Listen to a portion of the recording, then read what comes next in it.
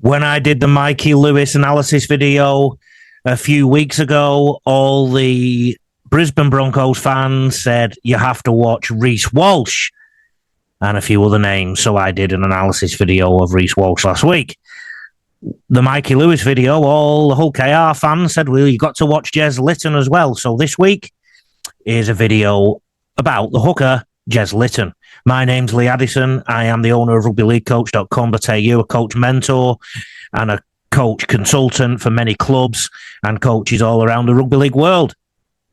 I've coached at a couple of NRL clubs, a couple of World Cups, and a few elite high schools, and I decided to pass on that experience to as many coaches as I can in the rugby league world. And one of the ways I do that is with these analysis videos, and this week it's Jez Litten. So without further ado, let's get straight into it. Jez Litten, the number 9 here for Hull KR in the white, very eye-catching player.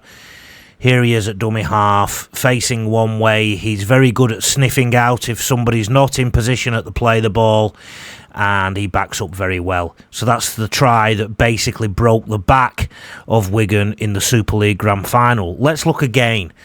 So he's passed this ball, and he sort of sprints to the ball to look and start to scan. I'll talk about how he sprints to the ball soon, but it's very obvious here. There's no markers. One of the tacklers is right next to him, so he has a stab from dummy half, and this is really good decision making from him. Good idea to do a face ball.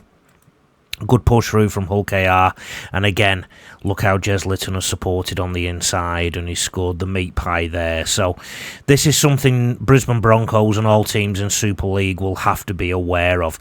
You'll just notice there he did a pass from dummy half, pretty much straight from the ground, and he's going to come to the ball in a minute and do something else. So he sprints to the ball, as you see, or runs fast. Now that he noticed straight away that the Wigan marker chased to the long side, so he went to the short side. So his instincts are very good there. He's pushing on the inside again, except this time the play didn't go his way. Here he is playing for England, and you may remember this break if you watch the test matches.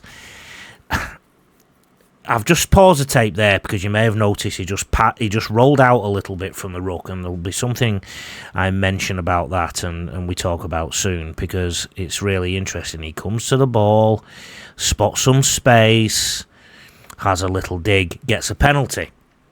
So there's patterns that come up in the game, and these are things that Brisbane can look for. So again, here's Jez Litten. He's at dummy half. He picks up a little bit, just rolls out and passes the ball. Now, this little rollout is really important because look what's coming soon. That rollout leads to a break. We've seen that break before from the point of view of Reece Walsh in defence, and it leads to a try. All you coaches out there, if you have 6, 7 or 8 set plays or plays for your team to remember, then you're doing okay. If you have more than that, then you probably need some help with your coaching. If you are running your players in fitness drills with no direct relevance to the game, then I'm sorry guys, you're not coaching your team for the Olympics, you're coaching them to play rugby league. You need some help with your coaching. If you spend time getting excited about new drills rather than how to improve your players' skills, then you need some help with your coaching. If you are doing stuff in training that doesn't relate to the game, then guess what? I think you need some help with your coaching. If you're getting your team to do any kind of stretches without doing a pulse-raising activity first, then guess what? You need some help. You're doing it wrong. And if you don't know what bilateral learning is, you definitely need some help. I've devised a test which will check to see if your coaching is stuck in the past. In this video, there is a link within the video description. Take the test, see how you fare, and then if you're not happy with your score, please get in touch. I have coaching resources available for every coach in the rugby league world at rugbyleaguecoach.com.au. There's plenty of diagrams and videos on there and PDFs so that you can give your team absolutely everything that they need. So the website is the Elite Rugby Coach Online, rugbyleaguecoach.com.au.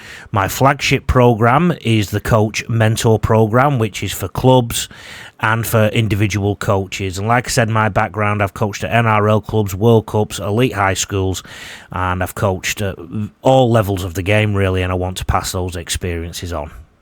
Here's Jez Litten again, and now we're going to have a look at the way he passes. So you just see he rolled a little bit sideways there. He's got a great range of pass. He can pass a long distance.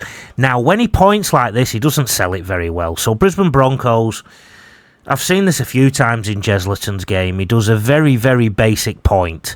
Now, if he was looking and talking to some of his players alongside him rather than just pointing and still looking at the defence, then it might sell a little bit, but he's done that a few times. I've seen him and pass the other way, so that is something he's not really selling.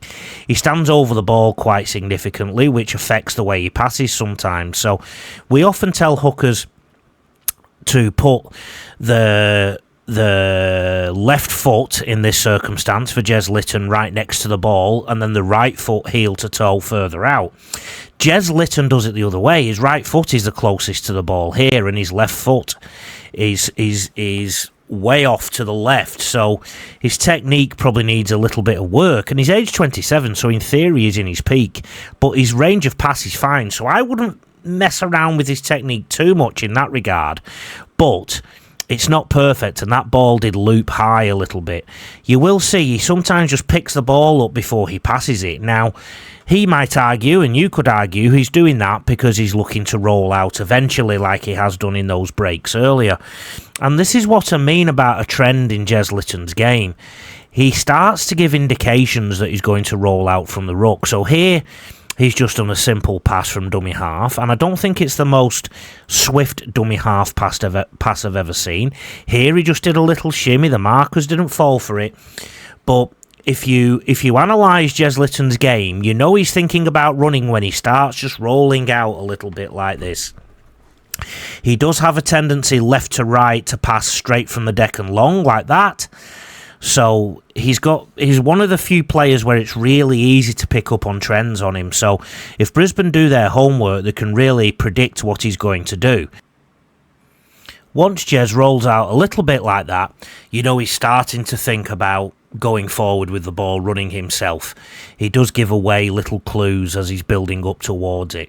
If he just passes straight from the deck, you can tell that the run or thinking about a run is a bit further down the line for him. But when he sniffs like that, you know he's thinking about taking a run in a few plays' time.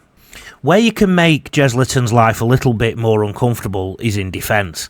You will have noticed there that a forward targeted him and got quite a lot of go forward with him being the lead tackler. Here's another indication where he comes in second, and Pat Garrigan actually got a avenue there off Jez Litten because he was a bit weaker. He does tackle up top quite a lot, and because he's not the biggest body in the world, he can get exposed. Here he's gone up top again, and the ball carrier's got some good go forward going into him. He will also lose his feet in the tackle quite significantly sometimes. So here he goes in for the tackle and loses his feet. I'll show that again. So he's gone in with his chest. He should be using his legs now to get some power.